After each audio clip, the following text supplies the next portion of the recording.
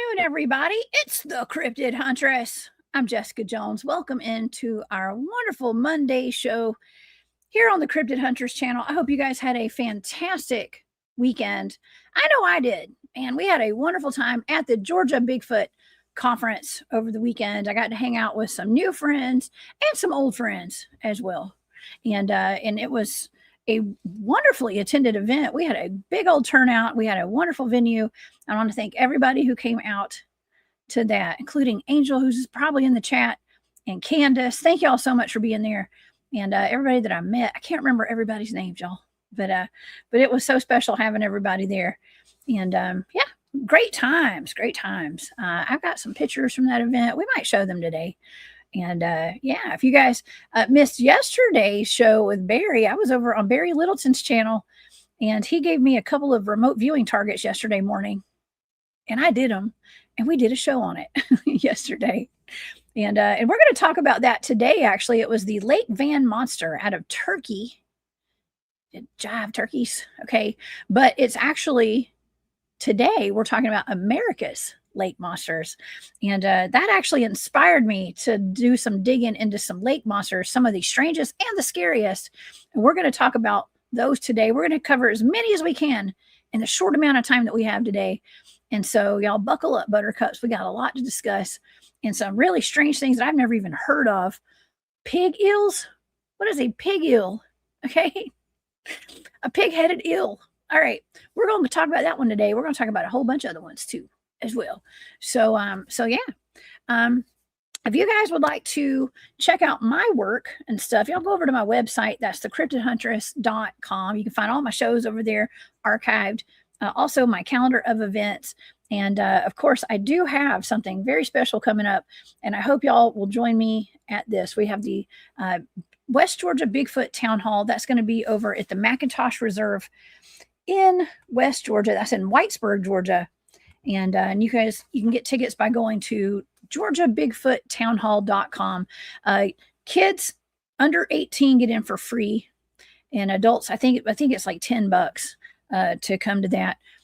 Just go over to that website. It's all over my website, thecryptidhunters.com as well. So hope y'all can come join us. If you've had a Bigfoot sighting or something stranger in West Georgia, please come and let's talk about it, and let's be friends. Okay. Also, before we get started, I have a wonderful freaking lineup of guests coming up this week. We have MK Davis coming on Wednesday. That is confirmed. And also Nick Sylvester will be here Thursday night. So y'all come see me at that. All right. Well, let's get into our show today, y'all, because I have my good friend Barry Littleton here. And like I said, we had a great show yesterday. So if y'all missed that, go check it out over on his YouTube channel. That's Barry Littleton on YouTube. Okay, so on this episode, we are looking into America's strangest and scariest lake monsters, from the Lake Worth Monster and the Eel Pig of Herrington Lake to the Alkali Lake Monster and the Honey Island Swamp Monster. We've got a lot more. Those are just a few, y'all. This rabbit hole is deep with the history on these creatures. And like I said, recently, Barry gave me that remote viewing target of the Van Lake Monster out of Turkey. And that inspired the show for today. But man, this list of lake monsters that you guys are about to hear about is wild. All right. So, of course, Barry Littleton is a fantastic researcher of all things paranormal, supernatural, spiritual, UFO, extraterrestrial, cryptid. The list goes on and on. Please help me welcome to the show, Mr. Barry Littleton. Hey, Barry. Hey, what's up, Jessica? What's happening? What's up? Hey, thanks. Yeah, thanks for coming on yesterday. That was, I'm still kind of got wet feet in the live pool, but I appreciate you coming on. That show's doing really well, and I've gotten a lot of comments in response to it, enough to where I actually fell behind. I was trying to respond to everybody, but I think I got all of them. So thanks. I appreciate that. It was interesting. It was spontaneous and a little bit of a exoneration of energy. Let's just say that. It was fun. So we not only discussed the lake monster, but we also or Barry, you addressed some other stuff as well, which was important. It was good to get it out there and stuff. So, so y'all go back if you want to know what we're talking about. Just watch, okay? But, yeah, it's good. You know, that's out of the way. So now as we move on, you know what I mean. But also I think the focus of that lake monster yesterday was kind of interesting. You know, in terms of I wanted to know, was that thing actually terrestrial even? And that's just based on the stuff that I had read in the Uranta book about Lake Van and Van, which was one of these superhumans that came from the lineage of supposedly the planetary prince. So it's just, you know, interesting stuff like that, just to see how much things we can plug in, you know, to make the pieces of the puzzle, because that's what it is. And I'm sorry, the individual we were talking about yesterday, they only have a piece of it. They've done a good job with that, but you can't ultimately, you know, dismiss everything else behind that. There are different methods and different techniques to get information to the truth, because we live in such a confabulated world and convoluted that it's ridiculous. You know, sometimes it makes you wonder if those portals and what you see inside of there isn't what really this world is like. And when you see the energy fields and see the energy beings and realize that really we're beings of perception as energy beings, you see that there are all sorts of different entities that jump in our field of awareness all the time. But we filter that out, you know? Yeah. Anyway, I'm sorry. Going on too far. We've got other stuff to talk about. Next thing orbs deck again. Well, no, it's all connected, because it's like, well, where are all these weird creatures coming from? I mean, it just sounds like some of these we're going to talk about today sound like chimeras of some sort, maybe some sort of an experiment. I mean, maybe they're alien, maybe they're, you know, like yesterday with this Lake Van Monster. I'm going to pull up what this is on the screen. We'll pull up the Wikipedia page for this thing. How about that? Just to give the audience an idea of what this thing is. And there's that one picture of it. It kind of looks like what could have been like an elephant or something, I think, but wasn't an elephant. And this is out of Turkish folklore. The Lake Van Monster was in eastern Turkey, and let's see. Well, they have a long history of water serpents and things like that. And like we were talking about yesterday, a lot of these, even my remote viewing data for the Loch Ness Monster, I think it was maybe a dragon, because dragon was actually in my data. And so, man, I mean, some of these do sound like dragons a little bit, Barry. Not all of them, but some of them do. You know, I think that could be the case for this.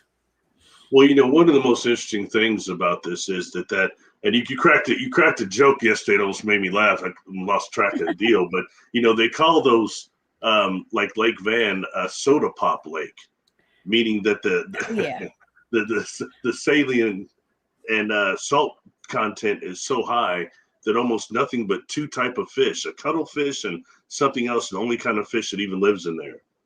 And that's the picture there. See, that looks like a doctored one. There was another one that was done that was unexplained mysteries. I'm pretty sure that was a show. They did a deal because that was a part of the video, and they did an analysis of the video and determined the video to be real. But it did not look like one of those, which looks like an elephant, because the eye is on the other side than what I saw.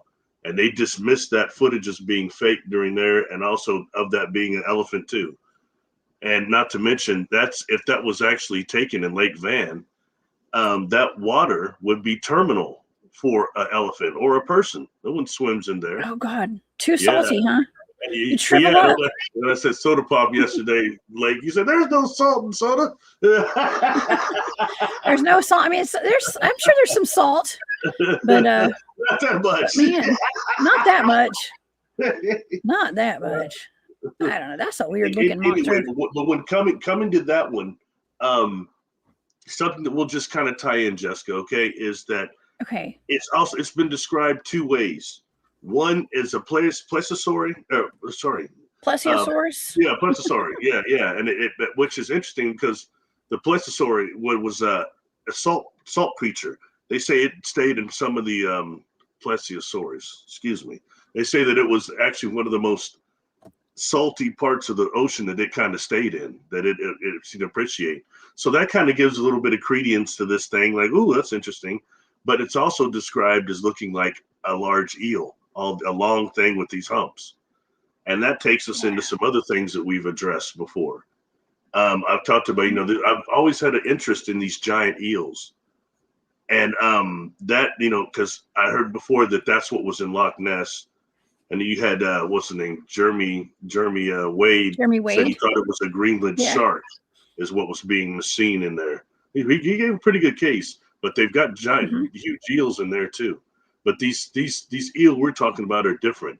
And when you start looking like down in the Amazon and other places they're reported, they often have this huge, not a horse type head, which I think comes to your little dragon thing a little bit, It does. And just before I wrap that up, that's something else I took a big interest in. I'd met this cat, and when I was in Washington, and he had talked about that he was worked around the Olympic Peninsula, and that they had that there, they were, the fishermen knew about these things up there that they called K-moss. And the K-moss were these giant eels that followed the salmon during the salmon run. And I sent you that video. As they see, it told me that in the back of some cannery over there, that they've got these nets, some of them like metal, that these things have been chewed through. Yeah, it's kind of interesting. There's pictures. I found some pictures of it. Yeah, and they go in there and they get the salmon, but they couldn't catch them. These K-moss, but these giant eels. And, even the guy that we talked about yesterday, I saw a video of him talking about seeing something like that on a fish finder when they're out fishing at some weird lake or somewhere. So I think when dealing with the reality of those giant eels, it's something that, I think that'll come more to light scientifically as time goes on. Oh, you know what? Speaking of eels, let's just jump right into this weird one. Okay. This really weird one. This is, I don't know what to think of this thing. Okay. There's something called the eel pig of Herrington Lake. Barry, have you heard of this? Negative. Okay. I don't have any real pictures of this thing. Okay.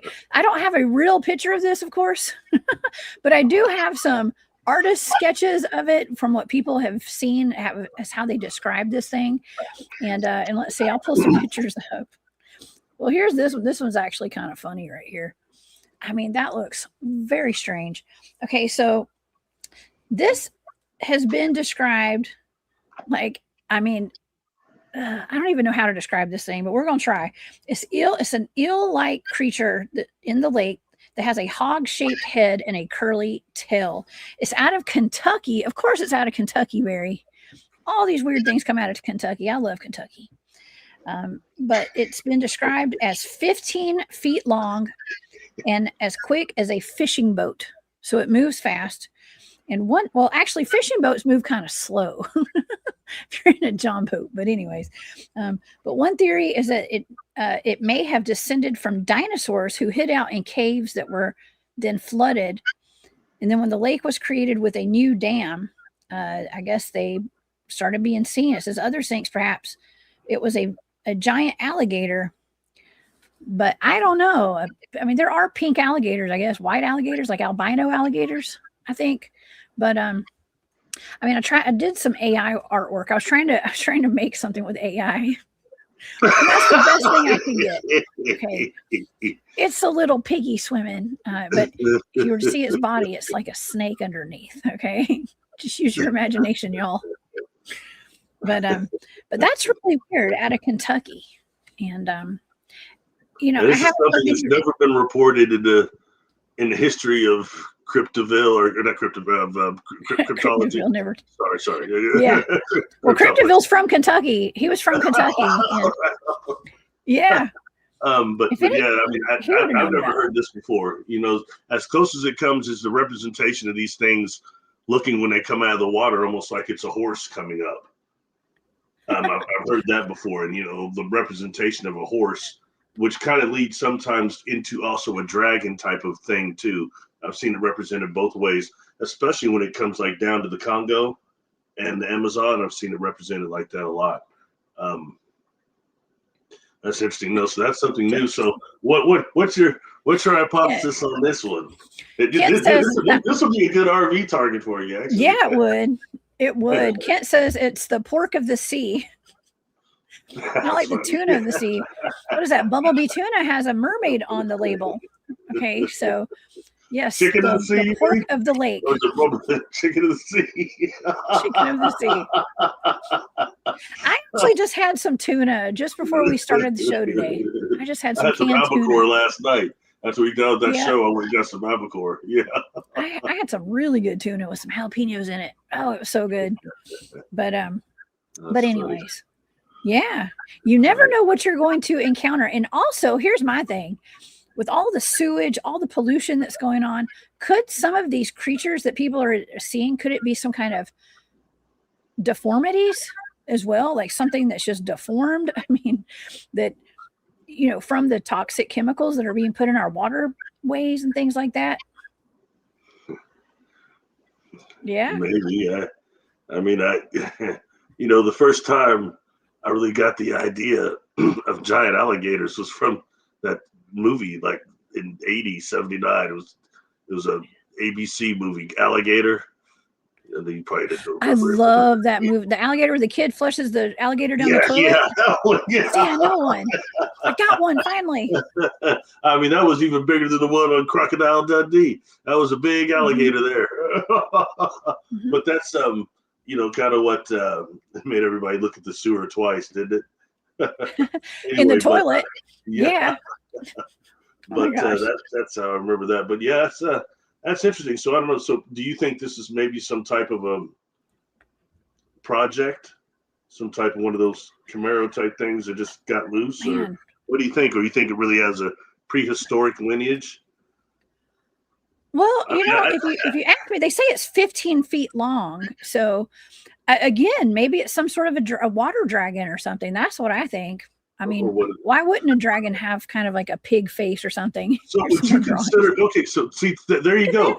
That takes us to the eel thing again. So in your opinion, it's supposed to be an eel. Do you think that maybe these eels could be dragons also, a type? Maybe if you look at really, if you look at the Cretaceous period, I mean, you've got several type of dinosaurs they're finding now that were flying ones that fit dragons, and now we know that a large majority of the dinosaurs actually had feathers. So what we're seeing as always seen as pterosaur, or not pterosaurs, what's the pterodactyl? Pterodactyl always described as being like hairless and wingless or featherless. Maybe they weren't. You know what I'm saying? And maybe there's not the big difference between them and what used to be called teratorans. And these are things I'm looking into a lot. Teratorans would be more kind of like what you were describing yesterday on the show. There was somebody in the chat, Sunfire Goddess. She had said that she saw something just like what you described. When you were describing that, yeah, with the, and I've seen something too with a diamond type of tail, really big flying. Yeah, it almost had almost like a string, and string. I don't know if that's the right word, but it was like something that was tethered. It was tethering to the body of this bird, and it had like a diamond at the end of it. It was like dragging behind it as it was flying.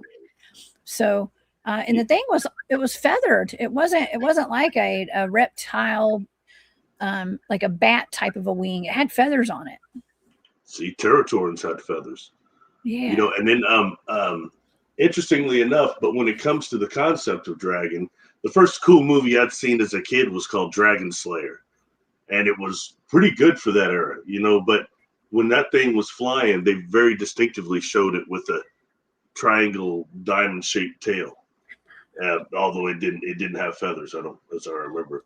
But still, start dealing with that. Something else that we had mentioned yesterday, okay, which is when it comes to these giant birds and these thunderbirds, that book that I mentioned, one of the reasons I chose Lake Van as that target was that Uranta book.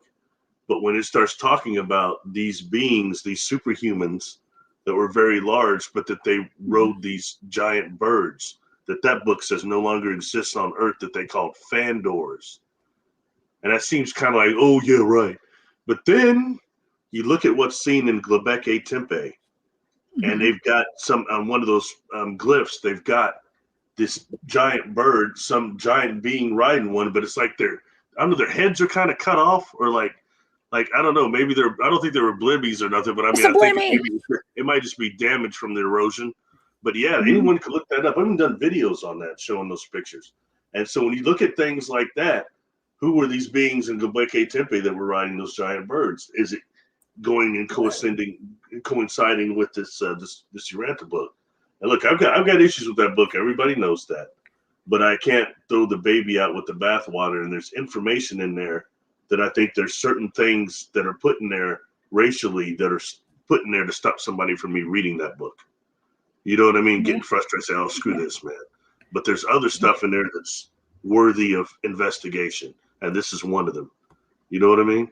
Anyway, sorry. I just do that in there because we're talking about dragons, and since we've got the flying ones, and you know, I've always been very impressed with those pictures that came from this before CGI and Photoshop from 9/11.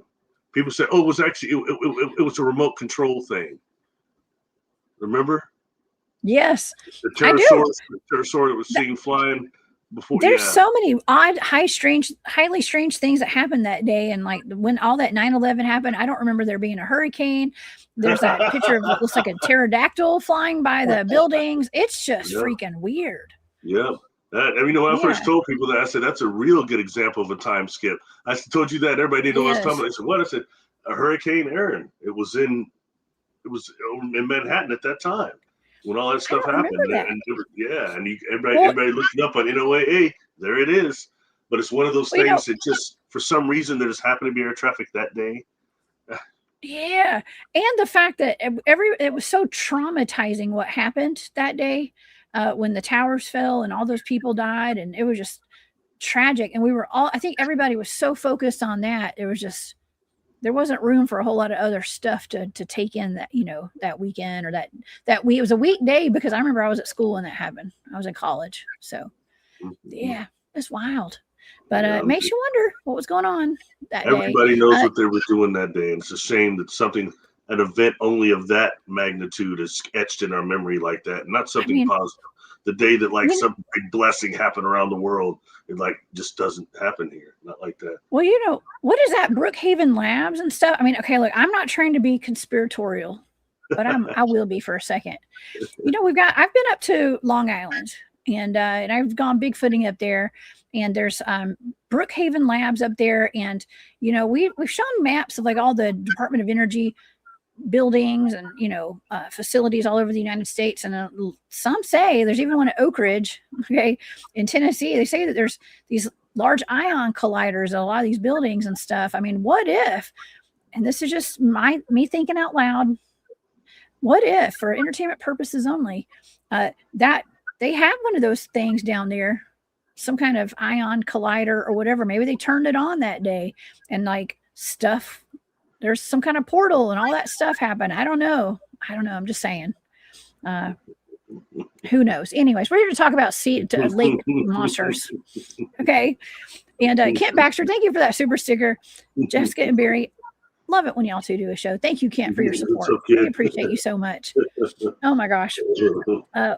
Sorry, I'm still processing the cyclotron. The cyclotron. That's right. I just got through on the live, not yesterday, but last week's live. I got through blasting some things that some people were saying about the moon. It's a cyclotron of souls and all this stuff, and I kind of blasted a little bit. And yeah, that's what they were saying. I had diagrams of it. I went over the diagrams. Somebody's putting that stuff out there, and it's scientifically hip, and it looks cool, the illustrations. And it would make you think just the suggestion of it. We talk about auto-suggestion is so strong that it can start manifesting, bringing that stuff into manifestation. That's what they're trying to do. You realize that, right? Yes. Yes, I do. And what if Earth actually, when we're so busy talking about portals, what if actually there are pockets are echoes of Earth that move around, even, especially in certain natural environments, where these pockets that are still prehistoric. I mean, yeah. when looking at some of the stuff that's reported, especially in the Congo, one of these creatures we should probably talk about. Oh gosh, I can never say the word The right. Ogo Pongo. No, isn't that like Makimbla no, Limble. yes, Mbembe Kimbe. Yes. Malimbla Dibbity. And actually, when you look at that, that's really reported as being more of a Brontosaurus or a Brontosaurus. Yeah. Diplothosaurus. Also, there's a little bit longer neck.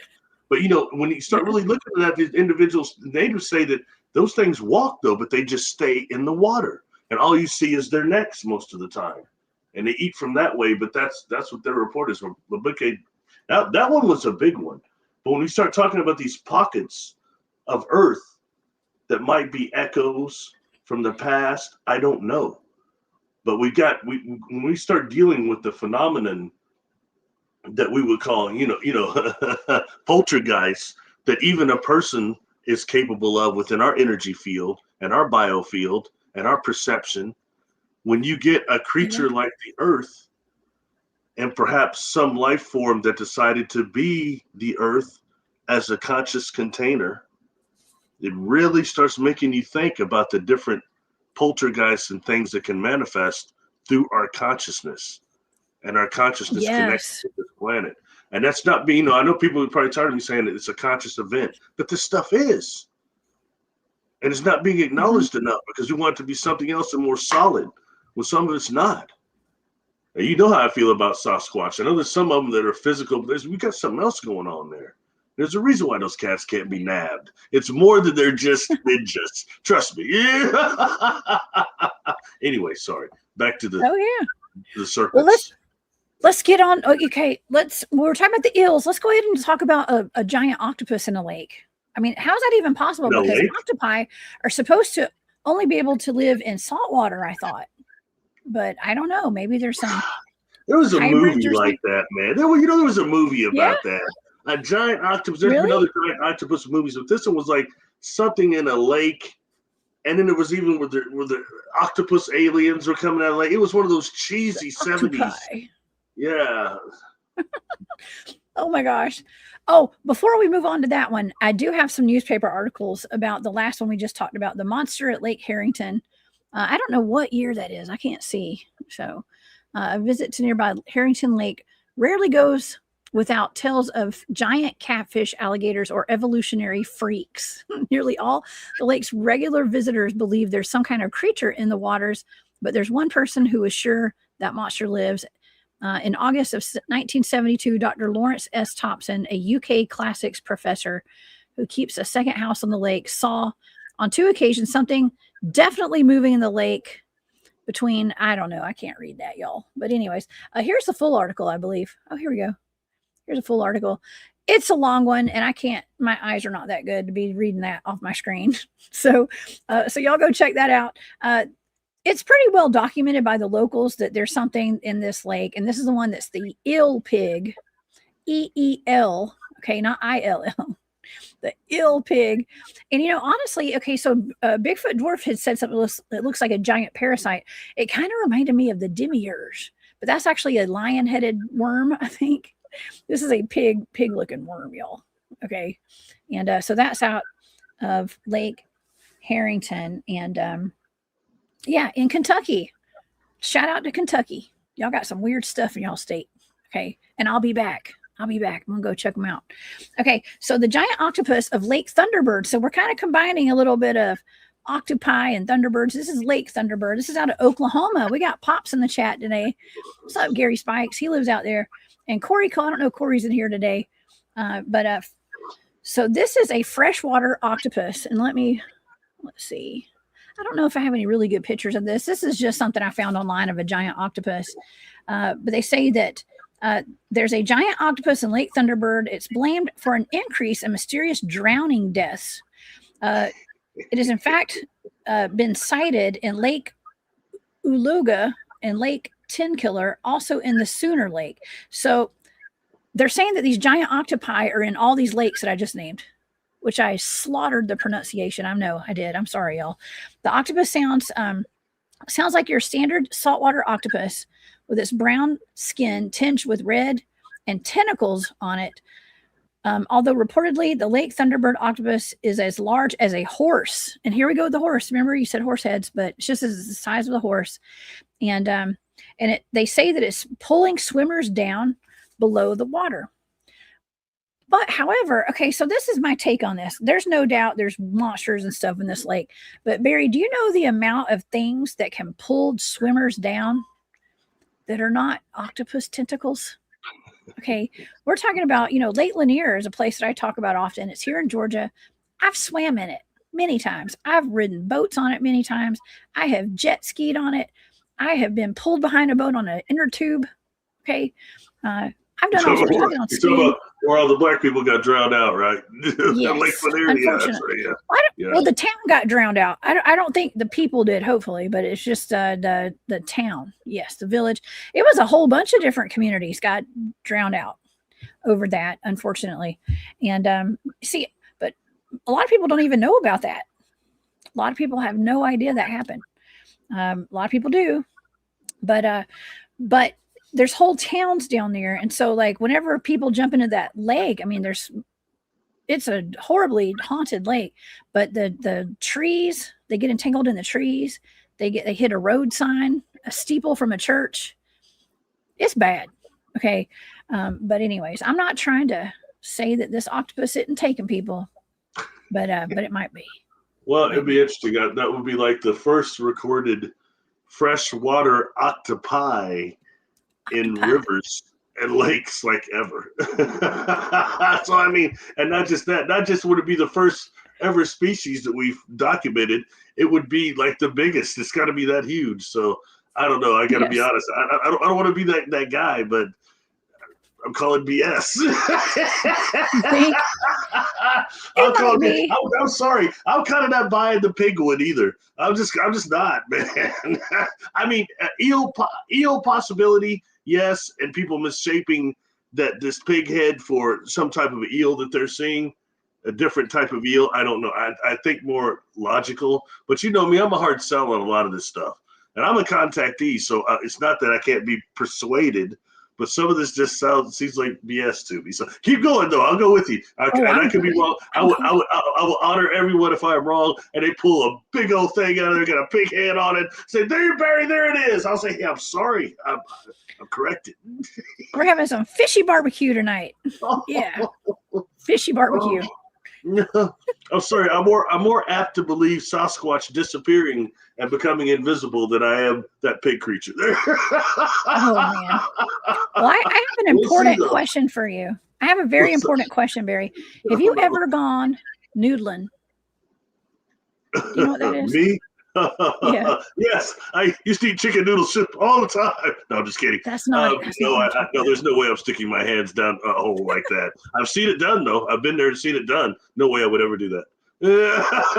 I'm not going out to stick my head down in that hole. You know, when I was a kid, there was a movie called The Deep with Nick Nolte before he did 48 Hours or any of that. But it was all about these giant eels that were slamming people into rocks and stuff, it seemed like, and looking for treasure. So no way I would stick my hand in a hole. No.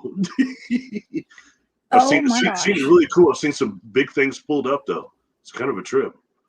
Oh man. Well, that's okay. So for people who are not familiar with noodle, I know I'm country as heck, y'all. So it's noodling, but noodling.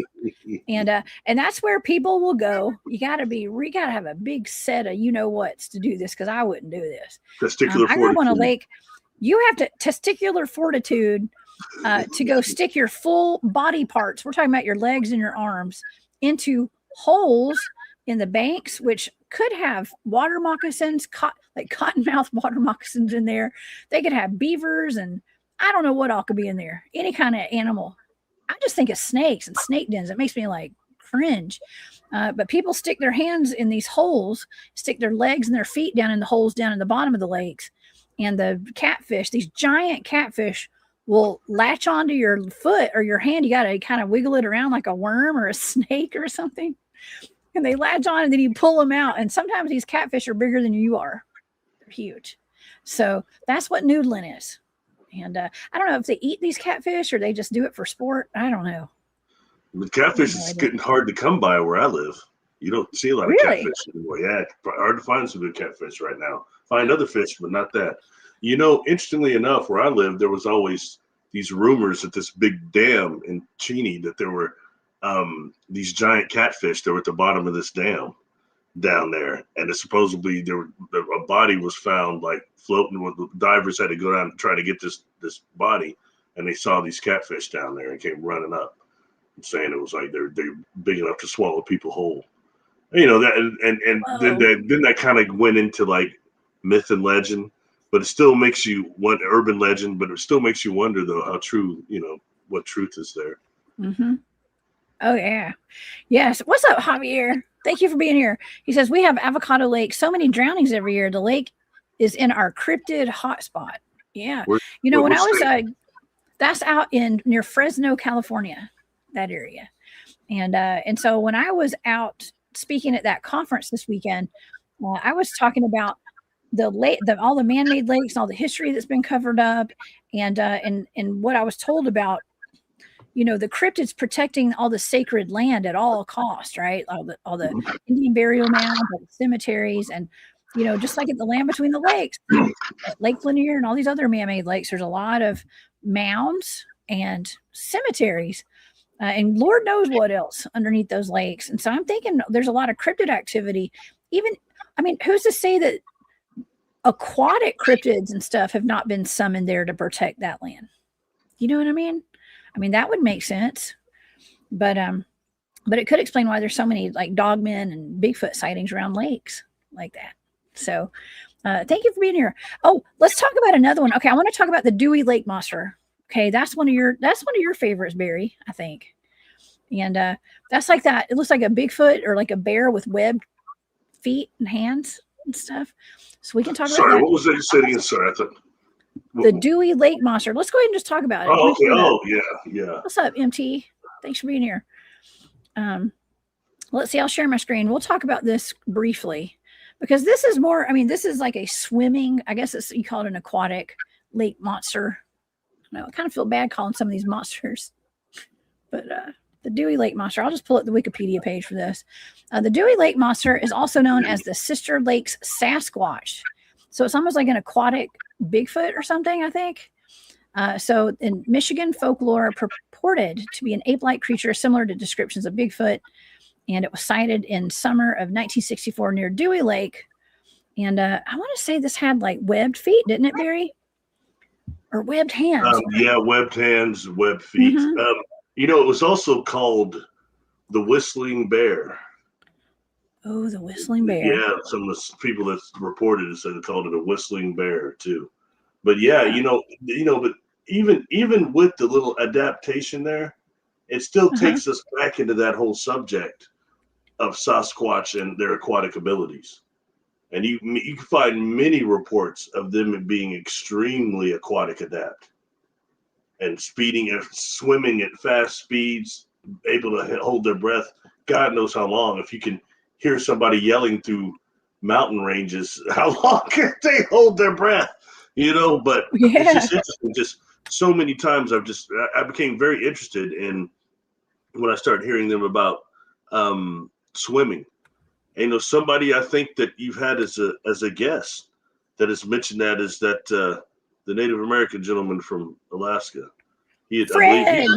I Fred believe in Alaska. What's up? Shout out to Fred in Alaska. Yeah, I remember him saying something about them being seen swimming from somewhere to somewhere all the time. So that to me is very interesting, and it takes us again into that nuclear DNA. What part of it makes them so adapt to water, much more than people? I think that's fascinating. It's something that's overlooked too much because we're familiar with gorillas that avoid water, but they're not gorillas. Ooh, do you remember you gave me that Kustica remote viewing target a long time ago? Do you remember that? The Otter Man?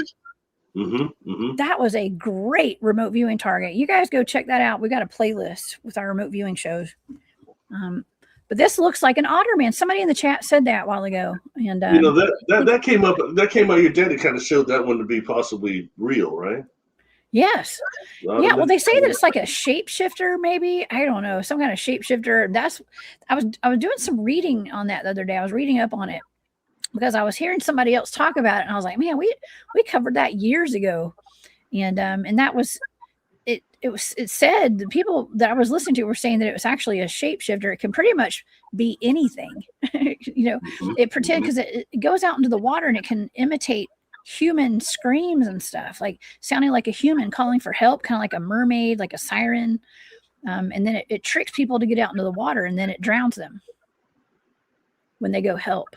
So I just got to listing some accounts of people saying that when they're out in the forest or even coming through their house or through the windows, these help, help, help. Sometimes even in a male voice, deep male voice is like maybe one of these alphas. Help, help, help, help, trying to lure people out there.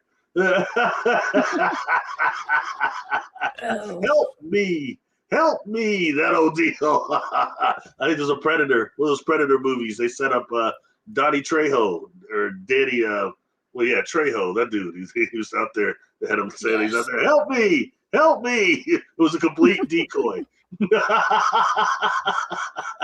Oh. Hey, C-Duke says, Fred, I missed your message if you put a comment in the chat today. What's up? Fred in Alaska is in the chat, y'all.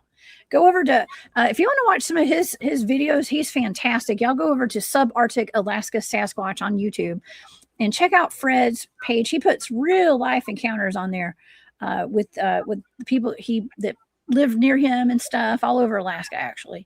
And so I'm sure they've talked about Otterman over there on his channel before.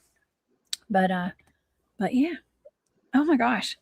This is a great one. Okay, so this is not something, I mean, where's Dewey Lake? I don't even remember where Dewey Lake was. What did I say? Michigan? Michigan, wasn't it? Hold on. Oh man, I think that here it is. Dewey Lake. Oh, I'm on here right now. Gosh, I get so turned around sometimes. Let's go see.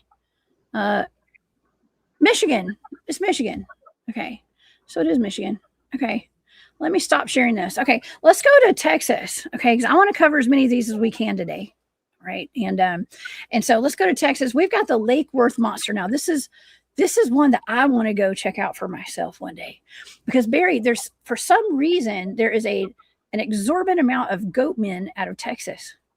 Why on earth do you think there's so many goatmen spotted in Texas? Do you have any kind of theory for that at all, or no? Absolutely zero. Absolutely zero. I'm more aware of the habitations, Sasquatch habitations there, like in Paris, Texas, and East Texas, and stuff like that going on there. Highly wooded areas that are very active. But as far as Goatman, I don't know. I mean, I'm no expert on the what was that? On the Goatman. Well, Pan. I think it's interesting that they're reported, but again, when we start talking these things that manifest from consciousness again, isn't it just convenient that just happens to look like our representation of the devil, what we think the devil would look like, when it's not really true? Like Baphomet. The beings that we would think as devils are actually, they look more like light beings. They're luminous. They don't look like goats. Know what I'm saying? That much easier to deceive you. But when you talk about things that are coming from consciousness, I'm just saying, I'm not saying they're not chimeras or something, but as far as things that manifest out of our consciousness, out of the negative self part of it's interesting. It's good. It's food for thought.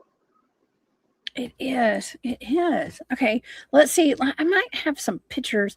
I think I made, this is my AI picture of this. Okay, it's just a Goatman in the water, but actually it's not just a Goatman in the water. But the Lake Worth Monster.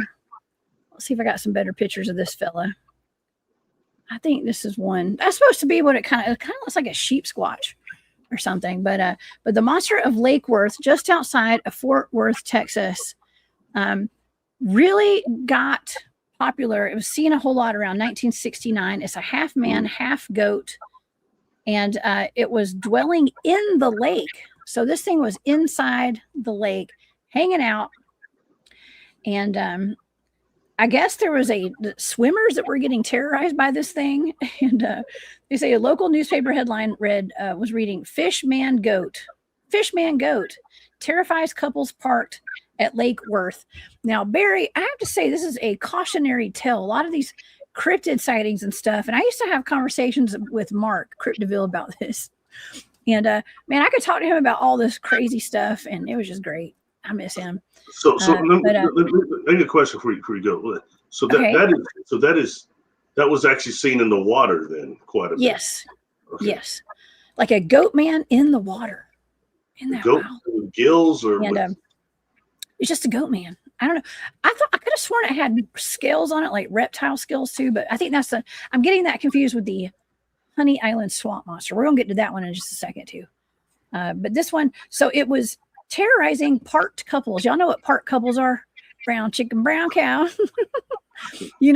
Couples that are like parking, trying to get away from everybody, and I don't know what happens. Don't know. I have no idea, y'all. I'm too young for that. Okay. But but anyways, it was terrorizing parked couples that were going to get a little brown chicken, brown cow. Okay. And so that was typical of the reports were couples that went to go parking and stuff. Oh, it does have scales. I knew it did.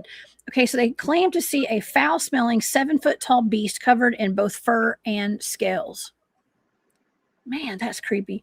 One man claimed it jumped from a tree onto his car, leaving a deep gash. Another man reported that he fended it off by throwing leftover chicken at its hideous face. And still another person claimed it hoisted a car tire at them.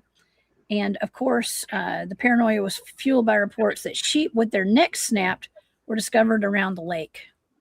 So some people went to the lake at night with guns to try to go hunt it down.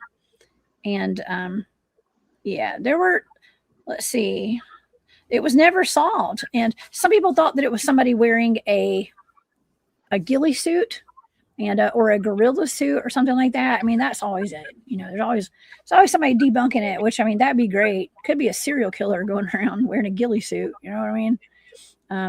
Yeah. But I think enough people saw it to where they believe it was an actual creature. So, yeah, if you're single, you're safe in that case, Angel. Yes. Looks like an abomination. Stay single. Stay single. You'll never get hunted down by a psycho goat man in the middle of nowhere in your parked car with your honey. Yeah.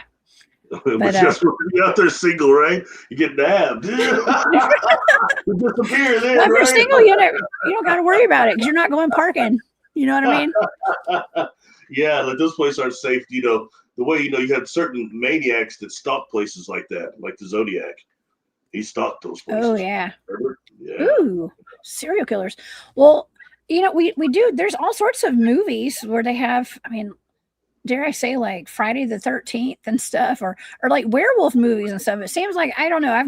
I grew up watching movies where people that were like parked were getting torn to shreds by dogmen or werewolves or whatever. Or so it was like that was enough to not ever do that. Yeah.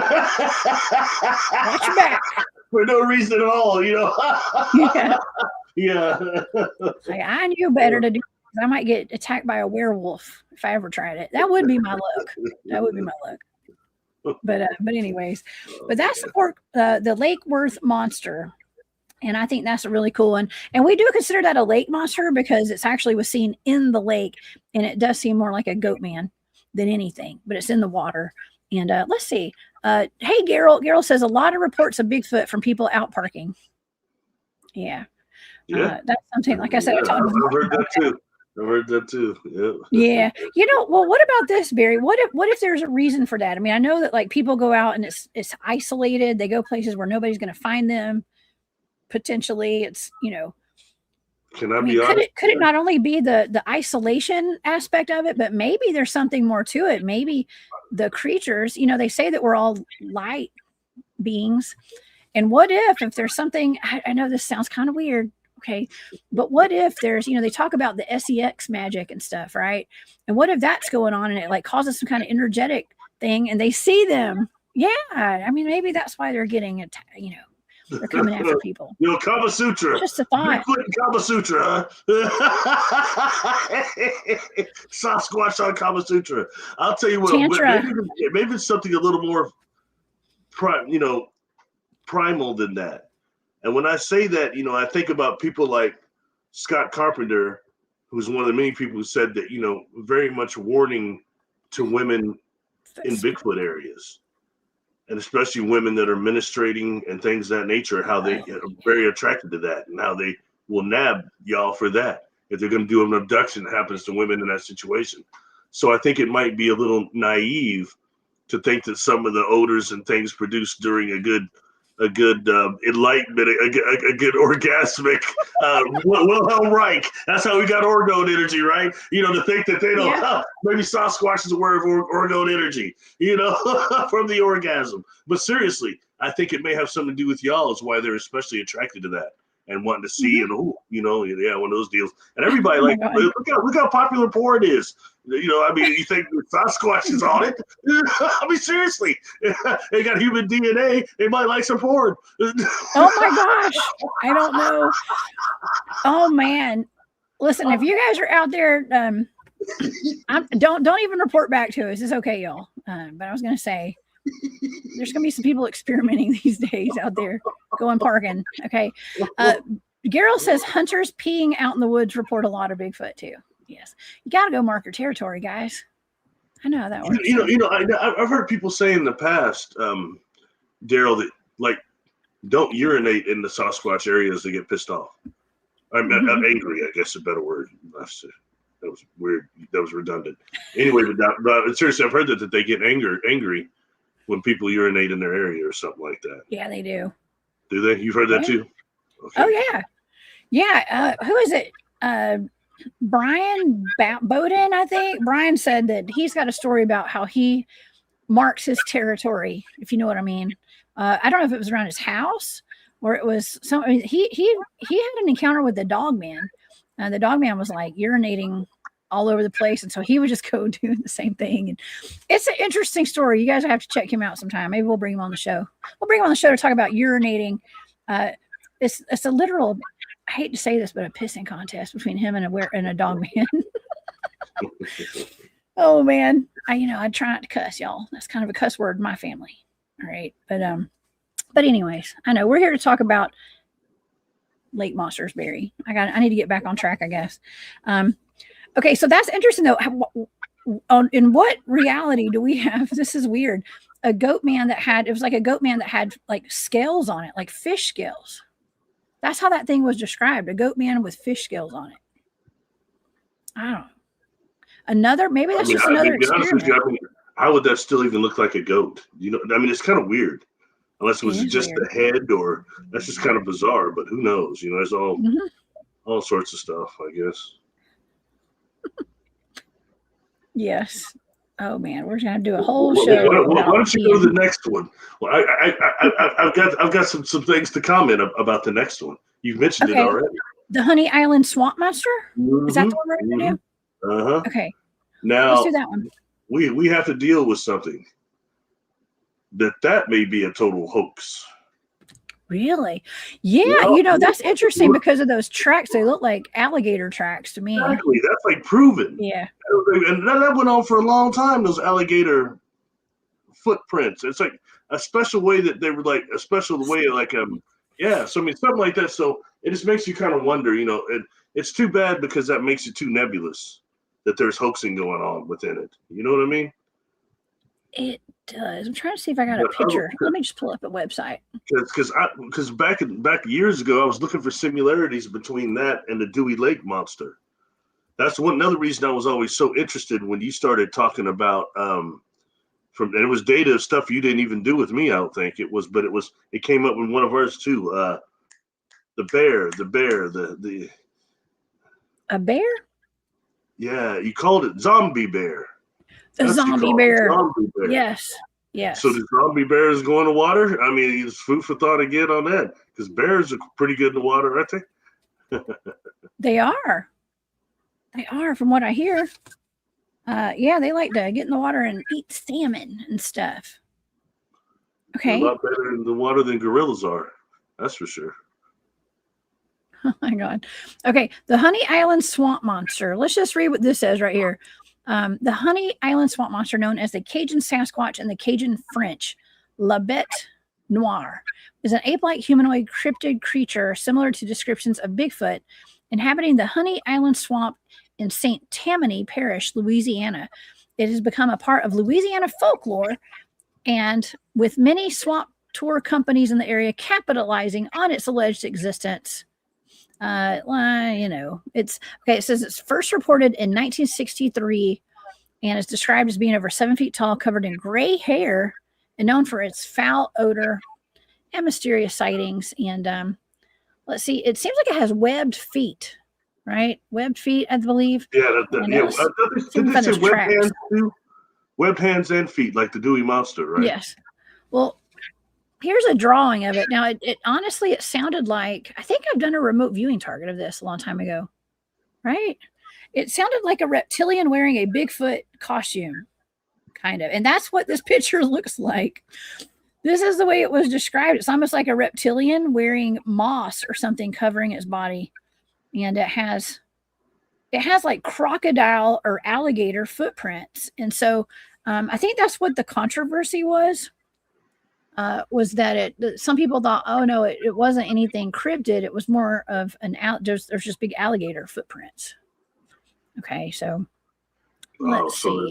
So they get away by saying, oh, it actually did have alligator feet, so that's why they appear to be that. Let's see what this says. You must say that's convenient, isn't it? It is. Well, but we also know too about the like the lizard man of Skateboard Swamp, for instance, right? I mean, that's there's multiple eyewitnesses to that thing. I'm not familiar with that case. You have to go. Yeah, out of South Carolina. Okay, so here we go. Oh, this is like a playing card. I'm not going to look at that. Sorry. Thought we get some good information on it there, but it. There's that lady. Everybody thinks that that's me right there, Dana Holyfield. I've had people come up to me thinking that I was her. Is that I always wondered who she was. It was her grandfather. This lady right here. That's one of the prints that she's holding up right there. One of the castings.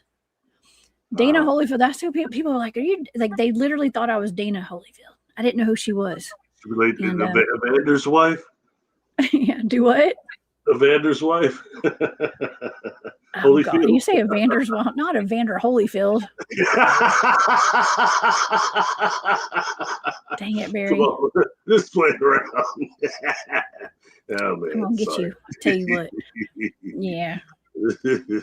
Let's see. I'm just gonna read. I don't know if I have any notes on this one. I don't remember. I remote viewed this a long time ago, but let's read this.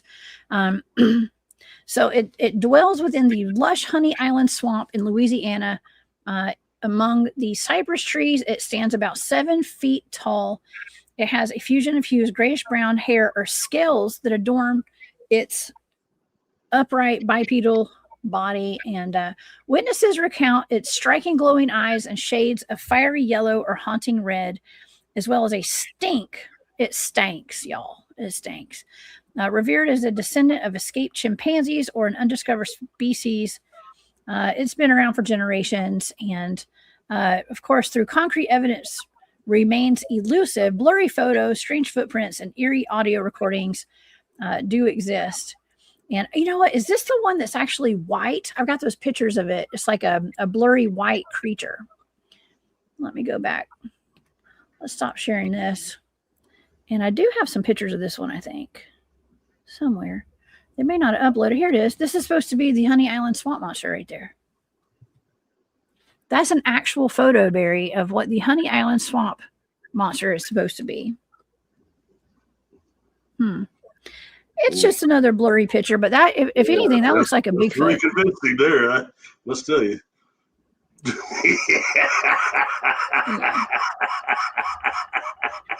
Yeah. Hey, Bigfoot Dwarf says, look up Honey Island Monster hoaxed tracks. Got to ask MK about it. His name came up. Ooh, we will. Thank you, BD. For sure. That's pretty awesome. Yeah, we'll look that up. I mean, as a matter of fact, they were hoaxes. I've always heard that. Were they? Man, yeah. That's a shame. Track. I even saw some others supposed to be some frog tracks or something, like Frog Man. Oh my gosh! Hey, man, that's a shame. Well, I mean, that's what we're dealing with more than often than not, sadly. I think even though we're talking about more, it seems like American lakes and stuff. I think there is one creature that you did as a target that I must say I think is maybe the most uncomfortable I've seen you be with a target. And it's weird. What was that? You didn't tell me till after it tripped you out. And it's weird. It's not what I would have thought. It's out of Japan, and it was the Kappa. the Kappa. Yeah. I was going to bring that up today. Yeah. Were you? Okay, yeah. It was, it was uncomfortable. You like the Kappa about as much as I liked old Green Eyes, right? That was a tough one. Yeah, that was, it was tough because it wasn't because the target was weird or anything. It was just because I went swimming in the lake right after that, before it and after it. And I'm still uncomfortable getting in lakes now, going swimming. And we go to the lakes pretty often, me and my family. They gotta stop. There shouldn't be. Okay, I get communicated with in entertainment. I'm getting a joke kind of. I'm seeing the gill man, the creature of the black lagoon. She's got to swim it, and he's down right by her legs. That's you worried about your swimming, wasn't it? I just didn't want to put my feet in there too deep. Yeah, I was just, anything that touched me was freaking me out. And the fish like to come nibble, so that's never fun. Yeah. Sorry, I can't stop laughing, man. You made me laugh. I can't do that. Yeah, my sister's like, "Hey, let's go park the boat and jump off," and I'm like, "Yeah, y'all have fun. I'll sit right here. Where's the float? I'll get on the float. How about that?" The Kappa got to you. Seriously, because I would have thought that maybe that Catskill thing with the nails in its eyes would have got you more than the Kappa. You said no, the Kappa.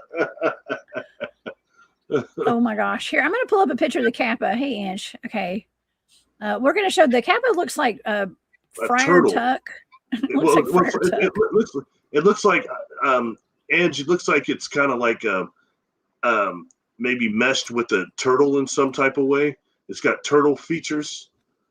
At least most of them I saw similar to that. Like, what was it supposed to be? I did a video on those things. It was supposed to be like a mix of a turtle and something else. And a bird.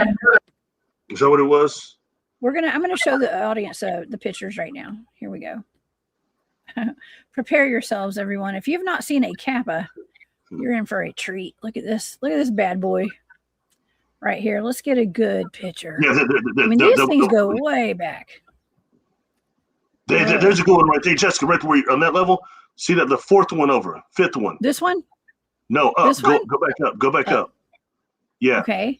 Right next to that one. Yeah. This one? Yeah. No, the other one. Right. Go to the right. Yeah, that one. That's supposed to be a good representation of them. That's the one that came up that's a really older representation. Oh, well, that one looks kind of chill compared to the other ones. Okay, that one's super chill. Well, These other ones look like Friar Tuck. Well, not all the stories about them are really negative, though. Right. But of course, that to me looks like you should put a sword on it, like it's a Ninja Turtle more than a Kappa. That's just me, I mean, I just don't want one of these things. I don't want one of these things grabbing my feet while I'm trying to swim. And plus, they eat humans. I mean, we have this picture. This is for entertainment purposes only. Please watch it. I'm trying to remember. Were there reports of them eating people? Were there? Yeah, I believe so. I mean, they were. It's been a while ago. I can't. Yeah. Let's see. If we've got a second, I can look up my remote viewing data right quick. Let's see. Yeah, we'll look it up. Yeah, this is people are scared of these things because they will eat humans. They tear your body parts off and they'll eat you. Okay. And yeah, I'm about to get the remote viewing turtle. They must have put a snapping turtle, right? a snapper. That's a snapper. That's right. Hey, look, somebody has a Kappa tattoo right here. Oh man, if anybody's looking for your next tattoo, y'all get it. Get at it, y'all. That's pretty fantastic right there. Let's see. Kappa by the nipple right there. There you go, buddy. Great. That's terrible. Yeah. I know, right? Here's another picture of one. I mean, that looks kind of creepy. Yeah, I've seen that one before. That's supposed to be an older one too. Yeah. Okay. Hey, Go ahead. Might as well go ahead and stick your hand in the bear trap and go over old 46B. Oh yeah, we could. We could. Well, let me read to the audience because people are wondering about the Kappa. Let me read to you exactly what the Kappa is. The Kappa is called the water child. The water child. It's a creature that inhabits ponds and rivers in Japan. It appears to be both reptile and humanoid. According to legend, they are very cunning and like causing mischief and harm towards humans. They are generally known as a threat towards humans, kidnapping children, drowning livestock, and assaulting women. Some are less violent, doing practical jokes and being quite friendly, teaching humans bone setting and how to make medicinal salves. They grow no larger than 5 feet tall. They have blue-green scaly skin, a beak, tortoiseshell on its back, shaggy hair, and a bowl cut, and speak human languages. They have a small bowl-like dent on top of their head that holds a small pool of water called the Sara. This water is thought to be the source of the Kappa's magical powers. A Kappa must keep their Sara full when they venture onto land or forfeit all their strength and magical powers. Without the water, the Kappa would possibly die. And so that's what Kappas are. And so yes, good luck in the man-made lakes. Hey, you know, this summer. Y'all have fun. One of those that led that to me and really kind of researching them a little and giving you that as a target initially, excuse me, was what led is a bunch about them, and you mentioned it there, the salves that they were giving these, making help these healing salves and giving those to people and helping with that. I'd heard a lot of folklore about that. So that's kind of, kind of interesting, I think. Yeah. I do too. So they can either help or hurt, and that's the case with several of these cryptids and stuff. Not necessarily the ones we're talking about today, but just in general, they're known to either help or hurt. I think even more this takes us into, which we probably won't get into deep, but it takes us into the concepts of aquatic species from space, extraterrestrial, and USOs and underwater bases and things of that nature. And what type of projects are they doing? You know what I mean? I mean that's right. That's kind of when we start dealing with creatures like this and the sun, and when it comes to what is Organism 46B, I think there's something we can tap on that. Another one of my targets that brought you misery. I'm sorry. Oh my gosh. That was like the first one I gave you. That was like the first target I ever gave you, I think. It was 46B. It was one of the first ones, yes. It was. I believe so. God, I was like, I'm trying to find it here. That went raw. But when dealing with 46B, as well as I had read some reports that were these people that worked on deep sea rigs. And some of them reported seeing things down there that were giant, octopus or giant squid. And not long after that, that Monster Quest came out, which never found shit. Never found anything. Excuse me. I mean, they hardly ever found nothing. But it was a good show. I still watched it anyway. But they did put a camera on the smaller squid and where it went down deep, and they caught one of the biggest squids that's been seen on that camera. I mean, that almost is worthy of Kraken size. You know what I mean? Oh, yeah. The Kraken. I've seen the Kraken represented different ways. In the old Clash of the Titans, it looked pretty cool, I thought. But I've often read the Kraken referenced as an octopi or a squid of some type, giant octopus or giant squid. Oh yeah, it's a killer octopus. By the way, like that. In honor of our friend that's no longer with us, he told me that he was Perseus in a past life. I started kidding with him. I said, "Man, are you trying to tell me you were Harry Hamlin?" He's like, "Pretty much, man." I said, "Okay." No. Oh yeah, I like messing with him. Our friend James. Yeah, he was a trip. Oh yeah. Well, this is something that is really fascinating, and the Organism 46B is said to be 33 feet long. That's always a red flag when I see that number, but I'm just saying 33 feet long, 14 tentacled squid. It's a 14 tentacled squid like aquatic creature which lived in Lake Vostok, a subglacial lake located under 2 miles of ice beneath the Vostok station in the Antarctic. It is said to have attacked a team of Russian scientists on an expedition while exploring the lake. The animal could increase toxin into the water to immobilize its prey from a distance of up to 150 feet and displayed an astonishing degree of shape-shifting. It is said that it shaped into the form of a human diver. Its limbs were animate and aggressive even after amputation, and it showed a considerable degree of both hostility and intelligence, including being able to communicate telepathically with humans. Now, people were wondering, is this even real? Is it a giant squid or just an exciting story of a mythical sea creature? And you gave me that as a remote viewing target, and I got some data out of this. And after that, somebody asked me about this on a show that I went on, and it was wild. People were like, that's fake, and yes, they were trying to throw tomatoes at me. And I was like, all I know is I have data for this. I'm not saying anything's real. Okay. But there was data to it, Barry. Mm-hmm. And, there's also some mix up and concerns of, there's also a similar case that I believe not lost Lake Vostok, but it was is it Baikal?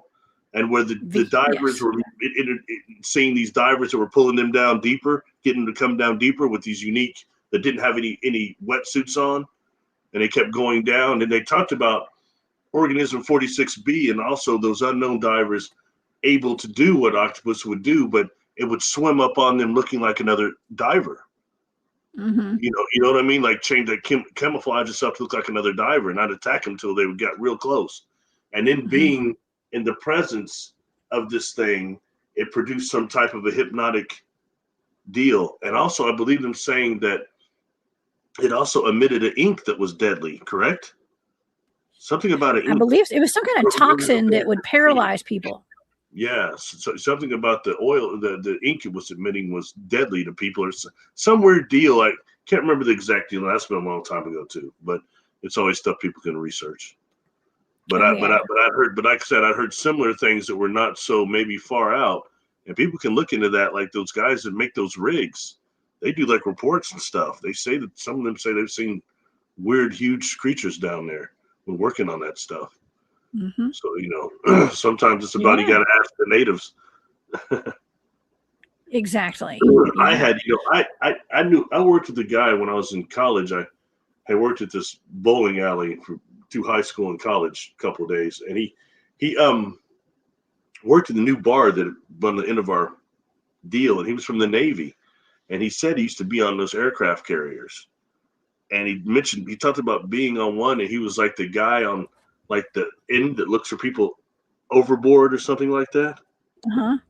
And he described being somewhere I think he said it was the Atlantic or somewhere where there was another aircraft carrier, and he described the way they were like sitting, and from where he was, he could see on this other ship this tentacle break the surface. It was real loud. He looked, he saw this huge tentacle break the surface of was like as long as the side of the lights on the side of the aircraft carrier.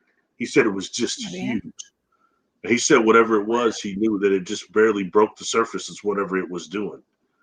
I mean, it was a pretty interesting deal. And he was looking at me going, he goes, hey, the thing's out there. He goes, it was, yeah. I was like, man, that sounds better than a movie there. I said, reminds me of that movie Octopus. He said, man, I don't think that stuff is so far off. He was saying that when they talk about creatures like the Kraken, you get way out there in the middle of Atlanta or Pacific, wherever he was, they were, stuff like that. You're, whoa. There's weird stuff like, I'm like you, weird stuff like that really catches my attention just like that when somebody mentions something like that, Me too. Well, I hate that we don't have time to cover all these other ones, but I will mention some of these today. We have, of course, the, let's see, what is that? Well, the Loch Ness Monster is not in America, okay? But we have some creatures that are very much like that, like Champ of Lake Champlain. Okay, we have the Lake Dillon Monster out of Wyoming. And do y'all want to see this? The Blue Dilly. They say that there could be some kind of ties to secret societies with this one. I don't know how or why or what, but let's look at this one really quick, because I think it's like a giant manta ray. And wow, I have a helicopter flying over my house right now, which is weird. Okay. This is called the Blue Dilly. The Blue Dilly, also known as a Blue Dillon Monster, is a legendary creature that's said to inhabit Dillon Reservoir in Summit County, Colorado. It's often dismissed as a local myth or a modern fairy tale. And let's see, tales have persisted since the creation of the reservoir back in 1962. So another man-made lake, basically. It's gained loyal following of believers, and so it started showing up after the completion of the dam. And that's interesting. See, I'm trying to see. Oh, here it is. It's typically described as a bluish gray, flat-bodied aquatic creature with a large fin or flipper, sometimes a vaguely humanoid hand or claw. They report sudden propulsion through the water, unexplained wakes, or disturbances near the surface. And it's not always seen, but it's usually felt. Now, I was reading somewhere this thing was gigantic. It's like a manta ray. I forgot how big they said it was. Gosh, it doesn't say right here. I heard it was gigantic. I mean, I'm talking about like 30 feet long or something is what I thought I read. I could have sworn it was on this one, but I guess not. So, okay, it's supposed to be really big. I don't know. It says, I read somewhere it has ties, like secret societies are trying to keep this thing under wraps or something. So I don't know. It's a crazy one. Okay, but anyways, shout out to the Lake Dillon Monster.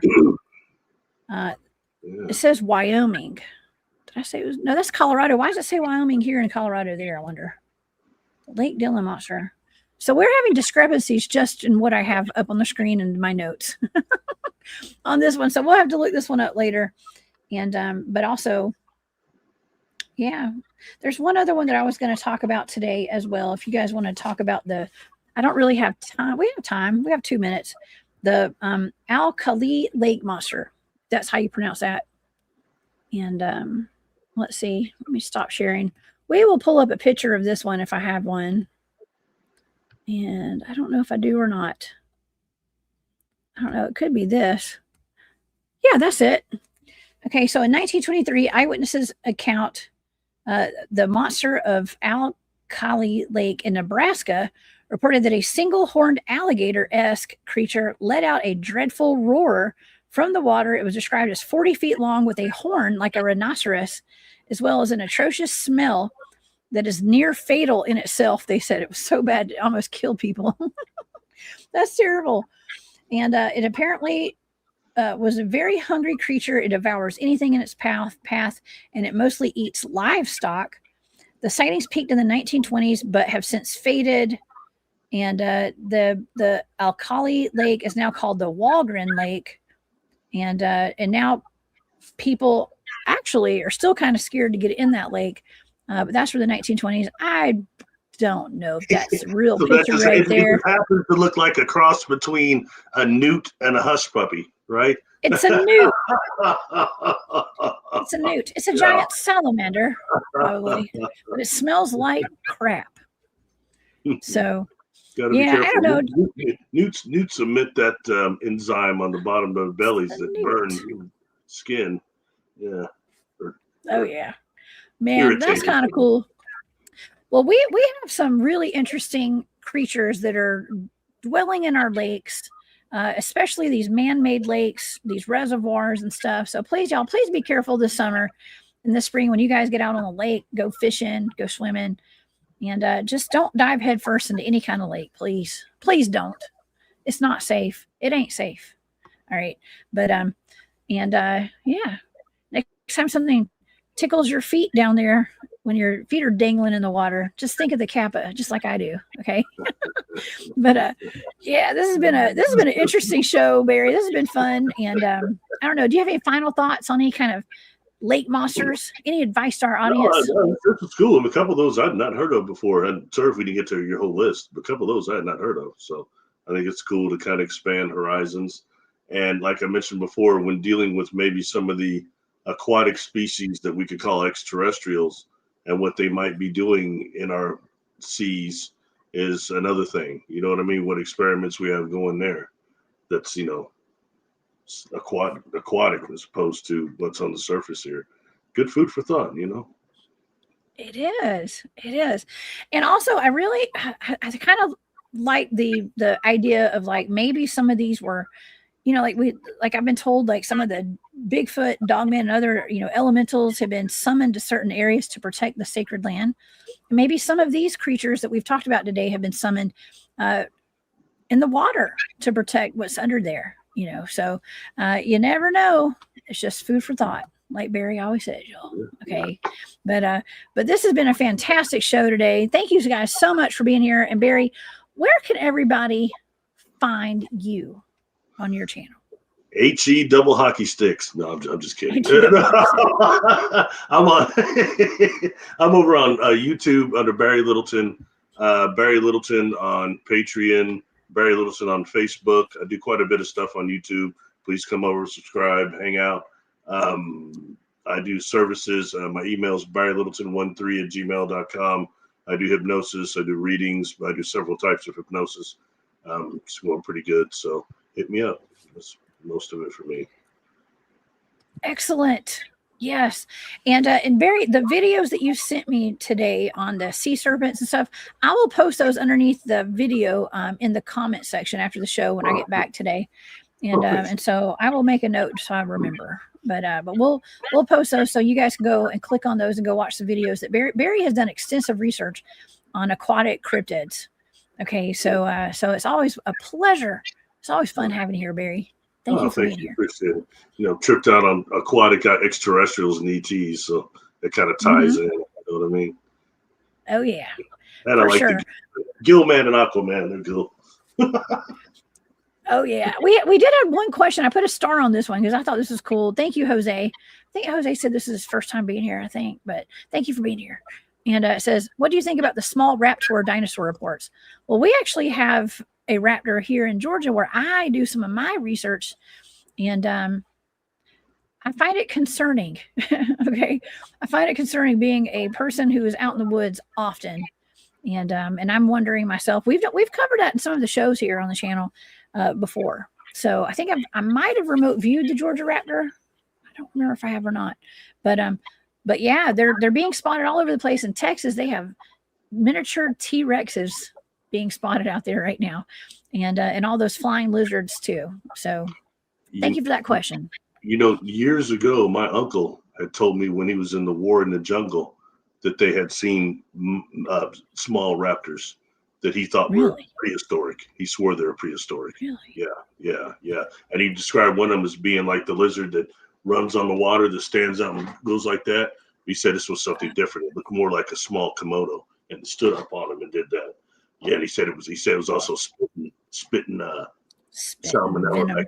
Yeah, spitting poison at him. Yeah, he said it looked like a dinosaur. He swore. Well, that's terrifying. Great. Oh man. Well, there were those reptilians out of that cave in Vietnam that we've talked about. So anyways, that's another topic for another day. And so I want to thank Kent Baxter for that super sticker. Thank you so much, Kent. You're so sweet. And I appreciate your support so much. And I want to thank all my moderators for being here today. We have a big show coming up on Wednesday with MK Davis. I don't know. I might ask Barry to be my co-host that day. We'll see. Okay.